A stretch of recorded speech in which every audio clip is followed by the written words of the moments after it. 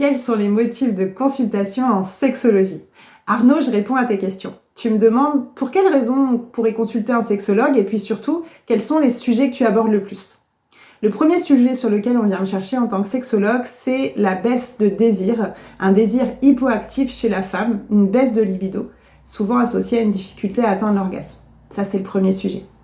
Le deuxième sujet où on vient me chercher en tant que sexologue, c'est les difficultés érectiles des hommes, avec des érections qui sont plus ou moins satisfaisantes, qui permettent plus ou moins de pénétration, ou une absence totale d'érection. Vous l'aurez vu dans la vidéo spécifique sur l'érection, on se rend compte qu'il y a des difficultés érectiles qui sont mécaniques, organiques, qui sont dues à des difficultés au niveau du corps, apnée du sommeil, manque de testostérone, problématiques cardiaques. Et puis il y a des difficultés érectiles qui sont plutôt psychogènes, qui sont plutôt dues à un choc en fait émotionnel. La troisième raison pour laquelle on vient me consulter, c'est les douleurs au rapport, qui s'appellent dyspareunie, des douleurs au rapport au niveau des femmes. Des douleurs à la pénétration, des irritations, des douleurs très très fortes, que ça soit au niveau du bas de la vulve et de la fourchette vulvaire ou vraiment de façon plus importante en pénétration plus profonde. La quatrième raison pour laquelle on vient me chercher, c'est sur les difficultés d'éjaculation, difficultés à éjaculer, anéjaculation, ou des éjaculations trop rapides. Et on vient essayer de comprendre comment gérer le point de non-retour, le réflexe éjaculatoire.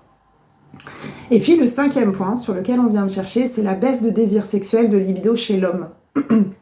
Suite à un choc, suite à une pathologie, suite à un cancer, suite à aussi un accompagnement de procréation médicalement assistée, certains hommes peuvent perdre leur désir. Voilà les 5 raisons pour lesquelles on vient me consulter. Et puis à la marge, des sujets d'image corporelle, des sujets de confiance en soi, des sujets d'estime de soi, des sujets d'addiction sexuelle. Et puis en fer de lance parfois, des sujets d'infidélité. Puisqu'on se rend compte que dans 90% des situations de thérapie de couple, je travaille sur une notion d'infidélité. Alors, infidélité sexuelle, mais parfois infidélité aussi au lien.